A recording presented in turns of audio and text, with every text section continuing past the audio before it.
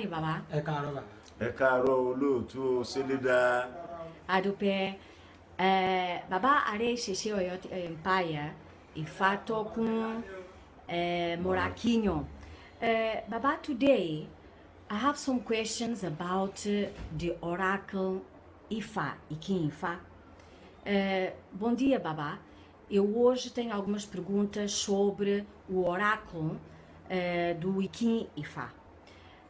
A primeira pergunta é: gostaria de saber se Olodumare tem contacto direto com o ser humano.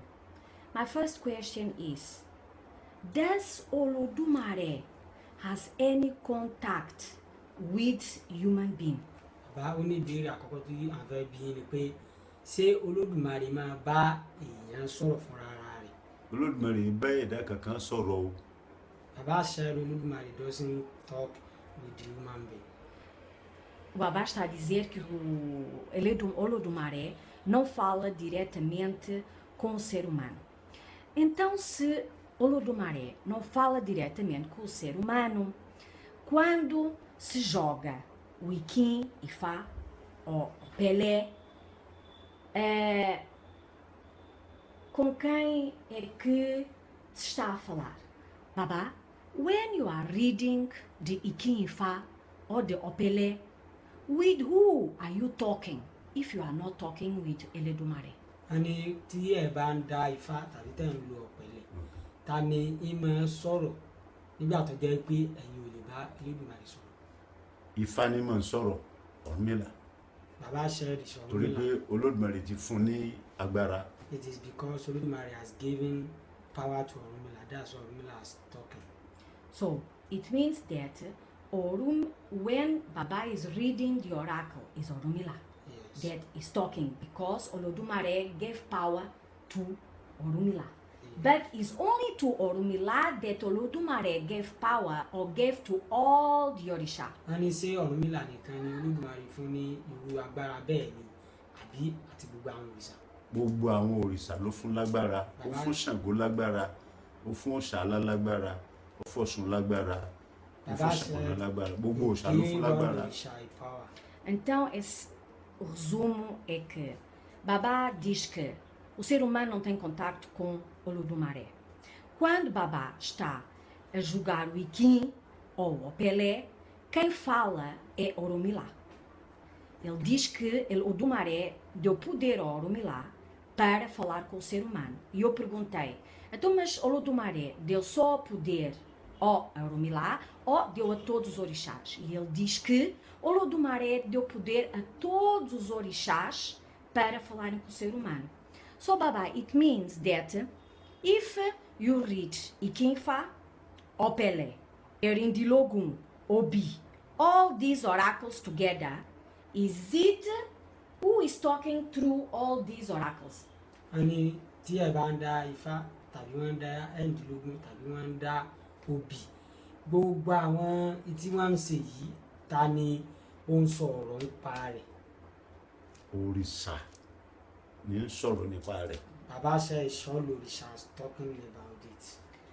Eu perguntei: então, o oráculo do Ikim Ifá, Opele, Erindilogun e Obi, quem é que fala através destes oráculos? E ele diz que eram todos os orixás que falavam através destes oráculos. So it means that when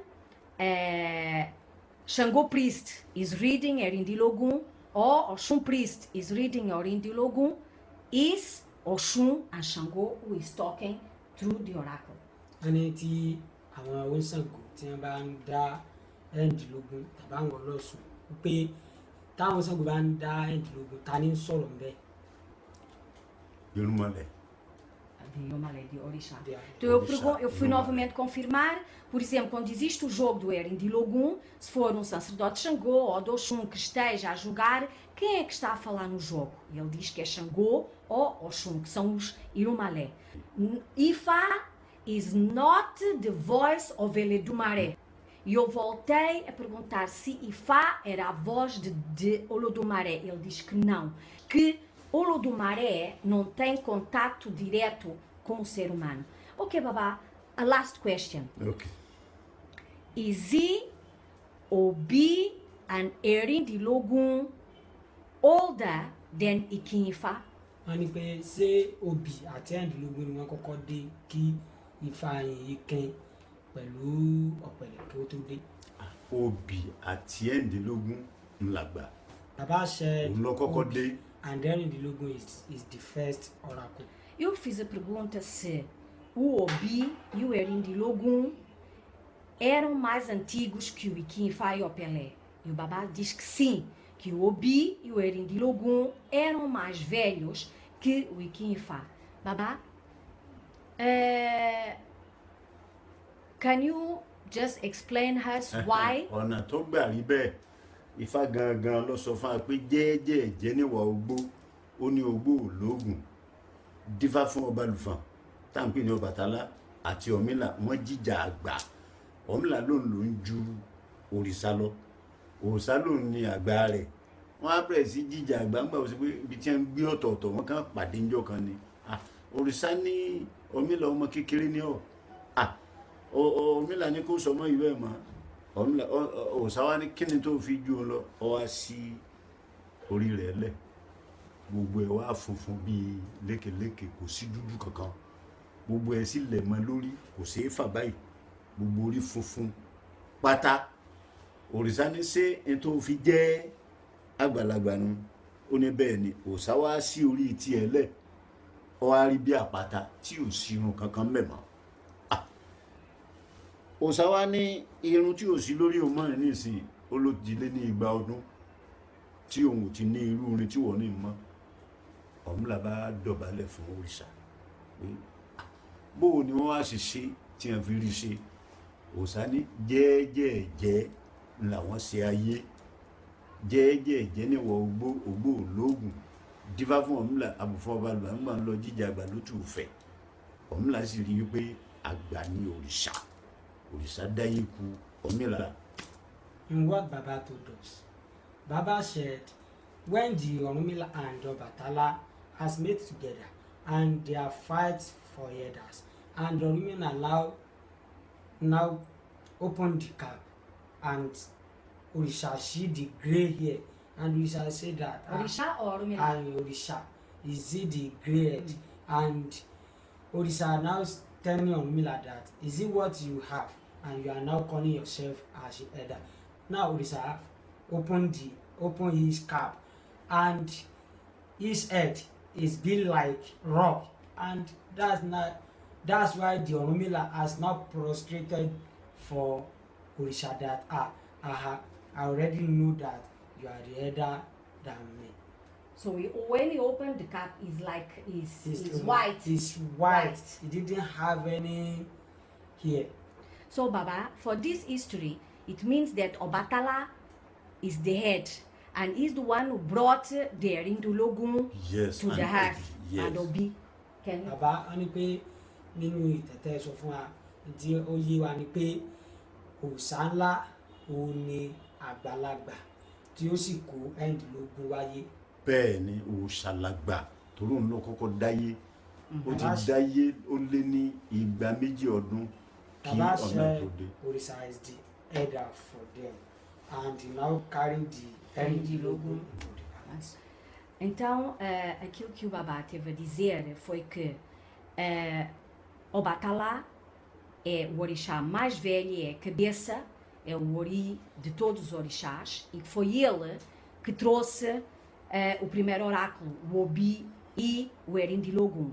E ele começou a recitar um verso de Ifá, onde diz que Orumilá e Ọbàtálá, Olufã, brigaram um com o outro, que Orumilá queria ser a cabeça dos orixás e que Olufã tirou o chapéu e mostrou-lhe a cabeça, mostrou-lhe que a cabeça dele era branca, que ele era o mais velho. Então foi quando Orumilá realmente viu e sabia que ele era o mais velho e que Orumilá era o mais novo, que ele estava a ser teimoso. Então quando Olufã tirou o chapéu, Orumilá prostrou e pediu desculpas ao Ọbàtálá, que realmente o Ọbàtálá era o pai de todos e que o Erindilogun e o Obi foram os primeiros oráculos a chegarem à Terra antes do Ikin Fá.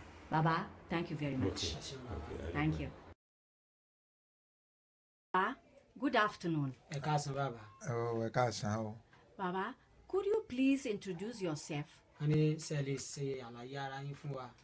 Mo lè ṣe orúkọ mi ní olóyè Ṣàngódélé Ìgbòho tí mo jẹ́ ẹlẹ́gbọ̀n Ṣàngó Aláàfin Ọ̀yọ́.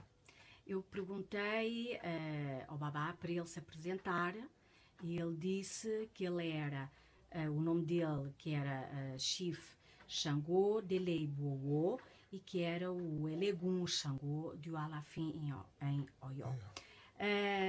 Eu tenho algumas perguntas que eu gostaria de fazer. I would like to make some questions to Baba. ó ní òun ó béèrè àwọn ìbéèrè kọ̀ọ̀kan lọ́wọ́ yín. Baba, I want to ask you, Eledumare, does he talk direct to the human being? a ní pé ṣé olódùmarè ṣé ń máa bá àwọn ọmọ èèyàn sọ̀rọ̀ fúnra rẹ̀. Olódùmarè bá àwọn èèyàn sọ̀rọ̀, àwọn arúnmalẹ̀ ló máa ń rán. bàbá ṣe olódùmarè can't talk direct to human being. He can only send irúnmalẹ̀ to the human being. Então, o Baba disse que Eledumare não fala diretamente com o ser humano, que Eledumare fala do poder aos Irumalé, aos orixás, para eles falarem diretamente com o ser humano. Baba, you as a Xangô priest, which oracle do you use? a ní ẹ̀yin jẹ́ oníṣàngó pé kí ni ẹ̀ ń lò tí ẹ fi ń dáhùn yẹn lò. Ẹ̀ndínlógún bàbá ṣe àti orógbó. using ẹnìdínlógún and orógbó. Eu perguntei, ele como sacerdote de Xangô, qual é o oráculo que ele usa. E ele disse que usa o Orobô e o Erindilogum. So, Baba, when you use the Erindilogum, who is talking, who is giving the message to you? a ní tí ẹ bá ń dá ẹnìdínlógún ta ni máa fún yín ní àyàn àbọ̀ padà. Tí ń fi máa ń tí oúnjẹ bá wá Ṣàngó ni. bàbá ṣe ìṣàngó. Eu perguntei quando ele estava a jogar, quando ele joga o Erindilogum, quem é que dá a mensagem para ele? E ele respondeu que era Xangô. So, Baba, is it Obi Erindilogum? Is he older than Ikin Ifa Anopele, or is Ikin Ifa Anopele that is older than Erindilogum a ní and pé Obi? ṣé ẹnìdínlógún àti òbí àtorógbó àwọn ni àgbà kó tó di pé ìkínfà àti ọ̀pẹ̀lẹ̀ dé. Àwọn ni ẹ̀rìndínlógún, òbí, orógbó, àwọn ti dé. Pàápàá jùlọ nígbà tí Ọ̀rúnmìlà náà wà láyé, òun náà máa sọ òbí fún òkè pọ̀rí ẹ̀. Lẹ́yìn tí Ọ̀rúnmìlà lọ tán, níbi tó ti wọlẹ̀ ibẹ̀ ni ọ̀pẹ ti wù tí a fi rí kẹfà. bàbá So, ṣe Ọ̀rúnmìlà nígbà tó ń bá fẹ́ dá àlejò lọ́hùn, àgbìgbà ni máa ń lò, kì í ṣe ọ̀pẹ̀lẹ̀. bàbá ṣe ẹnìdínlógún and òbí is older than Ikin. It is because when the Ọ̀rúnmìlà is in the earth, he has been used the agbigba or Olan and Obi for Okepori, and after Ọ̀rúnmìlà disappear in Okegeti, the tree, the giant palm tree, has now grew up. That's why the Ọ̀rúnmìlà followers as using the Ikin. The Orunmila followers. Ọ̀rúnmìlà followers as using the Ikin. Ní àwọn babaláwo. Então, ele está a dizer que o Obi, Orobo and Erindilogum are older than the Ikin and Opele. Because when Orunmila was on the earth, he was not using the Ikin. He was using the Obi and Agbigba. Agbigba as an oracle. But Baba, even using Obi and Agbigba, Izi Erindilogum come faster and Obi, and who brought the Erindilogum to the earth? Wọ́n ní àyìn pé kó tó di pé wọ́n ń lo àgbìgbà pé ṣé ẹ̀ǹdínlógún ló kọ́kọ́ dé àti pé ta ló kó wá. ẹ̀ǹdínlógún ló kọ́kọ́ dé àrùn mọ̀lẹ́ wọn kó wá ṣùgbọ́n Ọbàtálá gangan ló gbà tó pín fún gbogbo òrìṣà. Baba said ẹ̀rìndínlógún is the first oracle and is taken by Ọbàtálá. Então, Babá está a dizer que o Erindilogum foi o primeiro e que foi Ọbàtálá quem trouxe o primeiro oráculo para a Terra. So, Babá, how many years does it take you to be awo for Ṣàngó? A ní pé ọdún mélòó ni ó gbà yín tẹ́ fi di awo Ṣàngó. ọdún mẹ́ẹ̀ẹ́dọ́gbọ̀n. Baba says 25 years. ogún ọdún àtọdún márùn. Eu perguntei quantos anos é que demorou para ele ser um awo de Xangô, um sacerdote de Xangô, o pai do segredo de Xangô, para dominar o culto de Xangô. E ele disse que lhe demorou cerca de 25 anos. So, Baba, how many Orisha are you initiated in? A ní àyìn òòṣà mélòó ilẹ̀ sọ̀rọ̀ rẹ̀. ẹyọ kan Ṣàngó nìkan. Baba said is one. Eu perguntei em quantos orixás é que o Baba era iniciado. Ele disse que era somente num em Xangô. So, Baba, is it possible that if you receive the Ikin from Orunmila, that you learn Orunmila society, you learn Xangô, you learn Ọbàtálá, is it possible for you to do everything together? A ní ṣé ó rọrùn fún yín kẹ́ ẹ kọ́ nípa Ṣàngó, Ọbàtálá, Ifá, Ọ̀rúnmìlà, gbogbo àwọn òòṣà ṣó rọrùn fún yín. àkùrọ̀ àwọn Ṣàngó nìkan tẹ́mi kọ́ mo ti kọ́. Baba said no, is only one Ṣàngó.